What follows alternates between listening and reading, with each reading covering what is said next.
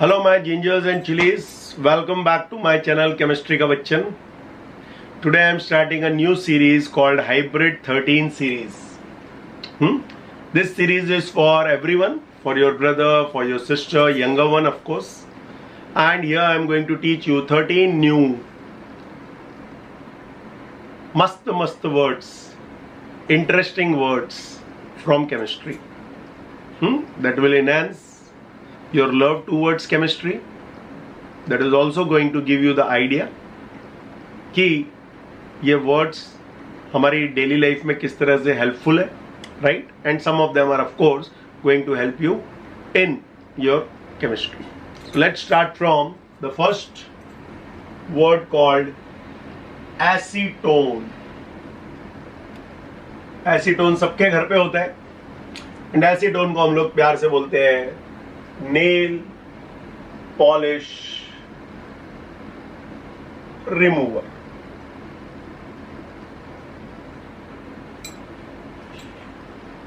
If you talk about acetone, chemically, if you want to remember the formula, it is called CH3COCH3.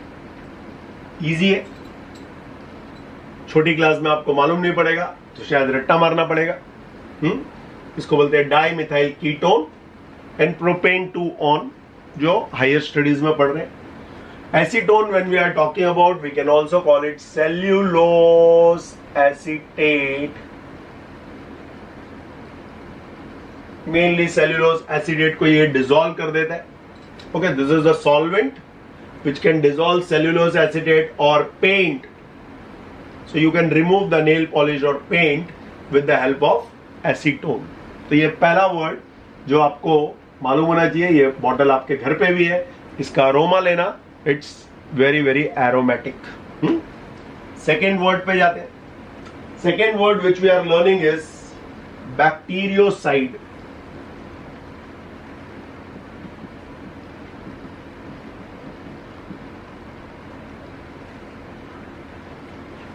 Bactericide word now is very common. Corona चालू है तो bactericide everyone has to know. Of course that is a virus.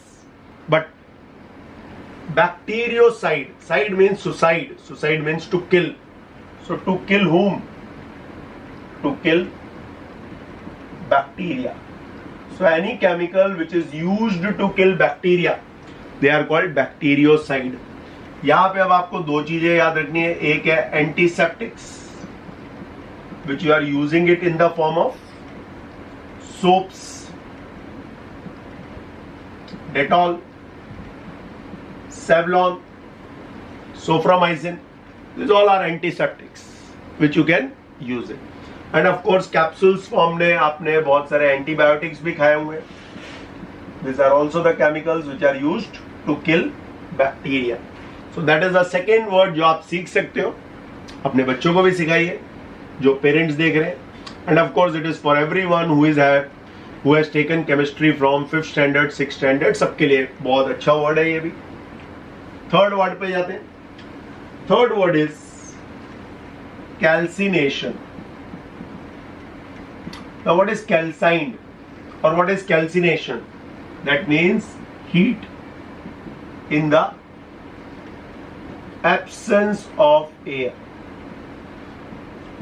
ये industrial word है वैसे, but तो भी आपको ये वर्ड मालूम होना चाहिए. You heat mainly the ore in the absence of air.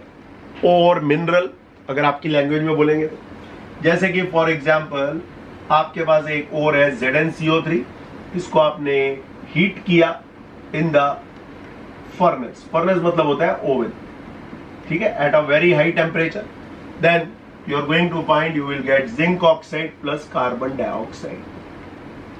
So this whole process takes place in the absence of air or limited supply of air. Limited supply of air भी बोल सकते हैं. That is also called calcination. So 3 words फटाफट revise कर लो. Acetone, nail polish remover. Bactericide, यहाँ से word जब भी साइड आता है दैट मीन्स किल. फिर चाहे वो सुसाइड हो, चाहे वो पेस्टिसाइड हो, चाहे वो बैक्टीरियोसाइड हो. And third word is calcination, जो आपको बहुत ही इंपॉर्टेंट वर्ड है, जो मैं नेक्स्ट लेक्चर में उसका भाई को भी पढ़ाऊंगा, roasting, right. That will help you to understand both together. तब हम लोग कनेक्ट भी करेंगे. Now let's go to the fourth word. Fourth word है आपका बहुत इंपॉर्टेंट, डेसिकेंट और ड्राइंग एजेंट. आप बोलोगे सर ये वर्ड का क्या काम है? देखो, आप जब भी कोई नया बैकपैक लेते हो या प्लास्टिक का आइटम लेते हो, उसके अंदर आपको एक छोटी सी पुड़िया मिलेगी और उस पुड़िया के अंदर कुछ तो भी रहता है. प्लीज रिमेंबर, वो आपका सिलिका जेल है. देखो अगर आपके बैग में अभी भी है तो. Silica gel is a drying agent. ये एब्जॉर्ब करता है मॉइस्चर को. आपके बैग में अगर कोई मॉइस्चर या गीला हो गया या केला अंदर सड़ गया या कुछ भी चीज है तो it absorbs the moisture and removes bad odour. ठीक है. Physically it affects but no chemical change. तो इसका मतलब क्या हुआ देखते हैं. फॉर एग्जाम्पल आपके पास एक मॉइस्ट अमोनिया गैस है. अब थोड़ा केमिस्ट्री पे जाओ. इसको आपने कलेक्ट किया और इसको पास किया आपने सिलिका जेल से या एल्यूमिना जेल से या क्विकलाइम जिसको चूना बोलते हैं उससे पास किया, CaO. तो आप देखोगे ये पूरा का पूरा मॉइस्चर ये एब्जॉर्ब कर देगा, बट अमोनिया को कुछ नहीं होने वाला है. अमोनिया जैसा है वैसे ही रहेगा. And that is what we call it. It turns from moist to dry. तो इसको बोलते हैं ड्राइंग एजेंट. और डेसिकेटर वर्ड या डेसिकेंट वर्ड आप यूज कर सकते हो माइक्रोवेव ओवन जब आप यूज कर रहे हो. तो डेसिकेंट और ड्राइंग, ठीक है. तो एक बहुत ही अच्छा वर्ड है जो everyone has to know it. Let's go to the fifth word which we have to learn. Fifth word is ethanol. ये भी अभी काफी प्रचार में. इथेनॉल मीन्स एक ही वर्ड आता है दिमाग में, alcohol. Alcohol means beer, wine, whisky, vodka, gin, breezer, जिसकी भी बात करोगे that is all comes under alcohol और ethanol. And the only alcohol which you can drink is this. बाकी कोई भी एल्कोहल पिया that is poisonous, going to make you blind, toxic in nature. But ये आपका C2H5OH is present in beer, wine, whisky and all. So alcohol everyone knows is having great applications, but at the same time we all have to know कि इसको हम medicine form में भी use करते हैं. अभी आप इसको सैनिटाइजर के जैसे भी यूज कर रहे हो alcohol. Okay. And we all have to know कि एल्कोहल की जब बात आती है तो फॉर्मूला याद रहना चाहिए C2H5OH. जब भी वाइन शॉप दिखे या कोई भी एल्कोहल की बोतल दिखे तो ये फॉर्मूला आपको याद रहना चाहिए. अब अल्कोहल बनता कैसा है वो भी एक बता देता हूं. हमने लिया कोई भी ग्लूकोज और उसको पास किया या उसके ऊपर स्प्रिंकल कर दिया ईस्ट, जिसके पास एक एंजाइम होता है जिसका नाम है zymase. That is in the presence of this आपको मिलता है alcohol. And everyone knows all alcoholic drinks contains lots of carbon dioxide due to this reaction. तो ये आपका हो गया इथेनॉल और alcohol. Let's go to the sixth word, formalin. अब आप बोलोगे सर फॉर्मेलिन क्या काम का है? तो बच्चा लोग सब लोग बायोलॉजी लैब में जाते हो. 10% फॉर्मेल्डिहाइड सॉल्यूशन को बोलते हैं हम लोग formalin. What is the meaning of 10% formaldehyde? देखो 10 ml formaldehyde and 90 ml water को बोलते हैं फॉर्मेलिन. अब आप बोलोगे फॉर्मेलिन कहां पे देखा है सर? सबके स्कूल्स के अंदर जब आप बायो लैब में जाते हो तो स्नेक्स हैं एक जार के अंदर, कोई तो भी बर्ड है अंदर, सैलेमेंडर है, और other type of biological specimens are there in the bottle. उस बॉटल के अंदर कोई लिक्विड पड़ा हुआ है, सबने देखा है। सो किसके काम आता है ये? Preservation of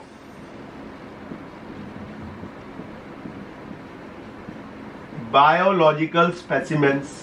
Don't forget this, and that is what we call it formalin. So पहले 6 words I hope सबको समझ में आए। Everything is related to our life, और आपको धीरे धीरे करके वर्ड्स सीखने हैं। हर वीक में मैं आपको 13 वर्ड्स दूंगा। तो 6 are now over. 7th word आता है आपका हाफ लाइफ।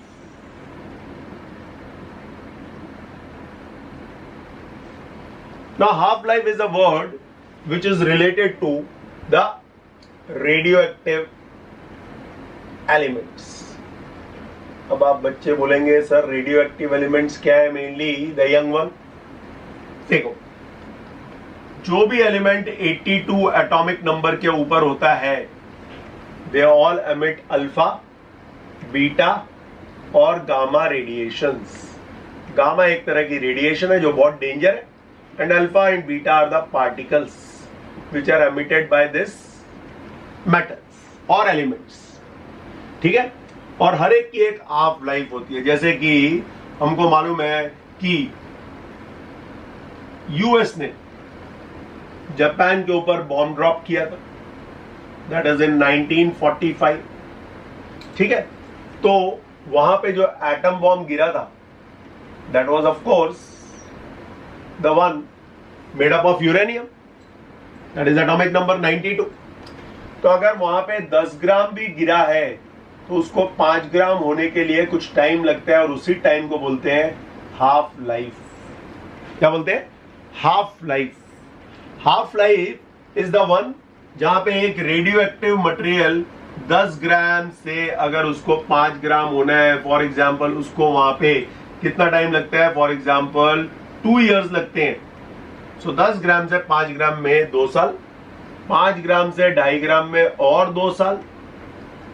ठीक है, एंड 2.5 ग्राम से 1.25 ग्राम्स में और 2 साल, and that way it will become smaller and smaller. लेकिन तब तक it is what in nature? Carcinogenic. अगर जमीन पे पड़ी हुई है तो कैंसर कॉजिंग। तो ये जो कैंसर के आपको इतने केसेस मिल रहे हैं, that is may be due to one of the reason radioactive pollution. ठीक है, तो जापान, हिरोशिमा, नागासाकी तो has suffered a lot due to this, and पूरे वर्ल्ड में भी अब आप बहुत सारे केसेस पढ़ रहे हो, that is exposure to radiations, and the reason is this only because they emit out alpha, beta and gamma is very very dangerous out of all of them. तो ये आपको हाफ लाइफ और carbon dating में और बताऊंगा, हमारी body से भी रिलेटेड। तो हाफ लाइफ अभी याद रखो कि कोई भी मटेरियल आधा हो जाता है, और हर एक एलिमेंट की हाफ लाइफ अलग अलग होती है। जब कार्बन डेटिंग पढ़ाऊंगा एकदम अलग है। Okay, let's go to 8th word. 8th word is insulin. Insulin सबने सुना हुआ है, डायबिटीज से रिलेटेड है, right? So it is a protein hormone secreted by beta cells of islets of Langerhans in your pancreas। ठीक है, अगर इसकी आपको डेफिशिएंसी हो गई, it causes the disorder called diabetes mellitus। पूरा वर्ड बोलेंगे तो, क्योंकि 2 तरह के डायबिटीज होते हैं, इंसिपिडस भी होता है, but this is diabetes mellitus।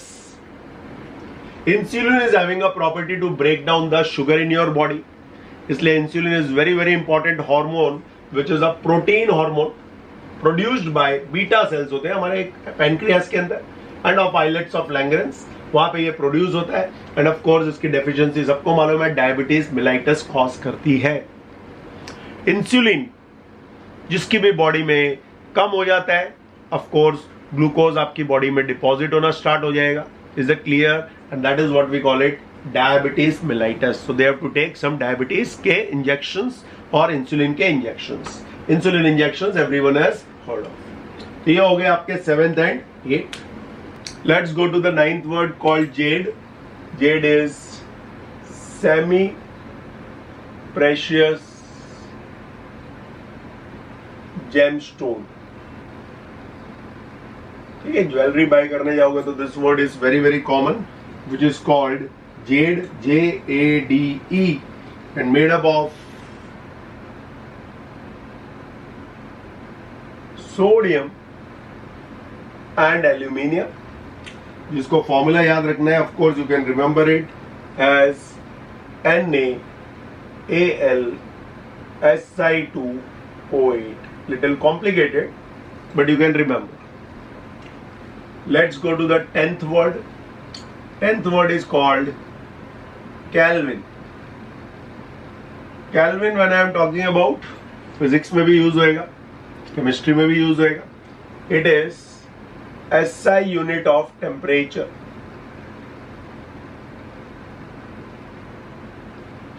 Now when I am talking about Kelvin, formula of Kelvin is, degree मत मारना, Kelvin is only Kelvin, degree Celsius plus 273 is the formula.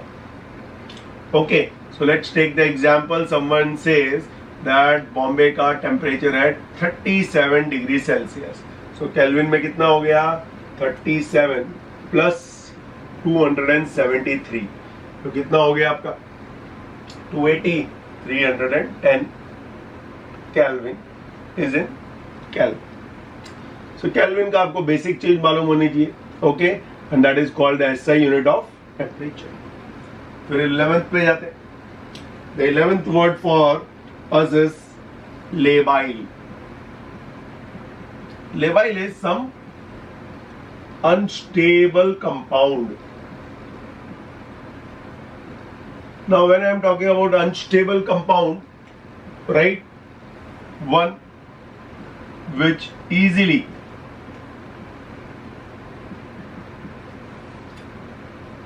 allows its atom or group of atoms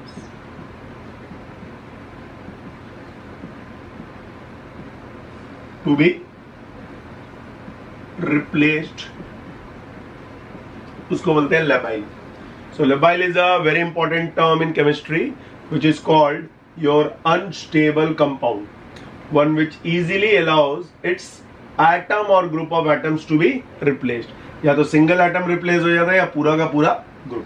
but अभी के लिए आपको, as I am teaching you the basics, unstable compound बोलते हैं, one which breaks down. 12th is malic acid. Malic acid तो बहुत famous है. कहाँ पे? एप्पल्स के अंदर होती है. Apples are sour, that is due to malic acid. Malic acid when we are talking about, we all have to know कि एप्पल्स की जो सीड्स होती हैं, आपकी नॉलेज के लिए, okay, they are responsible for the preparation of cyanide. उससे cyanide बन सकता है. बहुत सारे सीड्स अगर जमा करोगे, so then it can mainly produce the cyanide. So there is cyanide inside the Apple seeds and malic acid is mainly present in apples. Now when we are talking about its formula, कुछ ऐसा है. ये higher classes वालों के लिए, and of course बच्चों को भी याद रखना है तो याद रख सकते हैं. That is 2-hydroxy 1,4 dioic butane dioic acid. So 2-hydroxy butane 1,4 dioic acid. So that is your 12th word, which is malic acid. Let's go to the final word of our hybrid 13 for today, and that is called nascent. When I am talking about nascent, nascent का मतलब होता है new life. और क्या हो सकता है? Just came into existence. ठीक है, न्यू लाइफ या just came into existence is called nascent. Now when I am talking about nascent, ठीक है, तो एक एग्जांपल लेते हैं जिससे आपको नेसेंट समझे। क्लोरीन को पानी में मिला है, आपको दो एसिड्स मिलती हैं, एक का नाम सुना हुआ है हाइड्रोक्लोरिक एसिड और इसको बोलते हैं hypochlorous acid. This is highly labile. What is that? This is highly labile. Labile means क्या बताया था? अनस्टेबल, ब्रेक हो जाती है immediately and you get the O in square bracket. इसको केमिस्ट्री में बोलते हैं नेसेंट। नेसेंट कौन है? ऑक्सीजन। H होता तो हाइड्रोजन, Cl होता तो क्लोरीन। सो नेसेंट ऑक्सीजन मिला। This nascent oxygen reacts with colourful matter and gives you colorless matter। और इस पूरे कंसेप्ट को बोला जाता है bleaching. And in case of chlorine it's a permanent bleaching. So आपके कपड़े पे कॉफी स्टेन्स गिर गए या आपके कपड़े पे पनीर टिक्का मसाला गिर गया, then you can use mainly this type of chemicals mainly to remove it. SO2 भी यूज होता है but that gives temporary bleaching, okay, this gives permanent bleaching। तो एक नया वर्ड आपको मालूम पड़ा, नेसेंट। और एक और चीज बता दूं, nascent word is taken from Nescafe. Nescafe के बारे में सोचो। Nescafe means you get new life after drinking the cafe. बहुत ही फेमस वर्ड है, ठीक है, इतनी बड़ी कॉफी की इंडस्ट्री ने उठाया, तो सोचो Nescafe. After drinking coffee, you are going to regain or you are going to get the new existence in your life। वापस एक जिंदगी मिलेगी आपको। So that is called your nascent। So I hope all 13 words are going to help and I welcome all my young kids, whoever is watching, क्योंकि मैं ज़्यादातर young kids के लिए prepare कर रहा हूँ so that they have some inclination towards chemistry। और एक बार उनका फाउंडेशन स्ट्रांग होएगा, then in future they are going to do some great research work और some great chemistry work right in their upcoming classes. See you in my next lecture.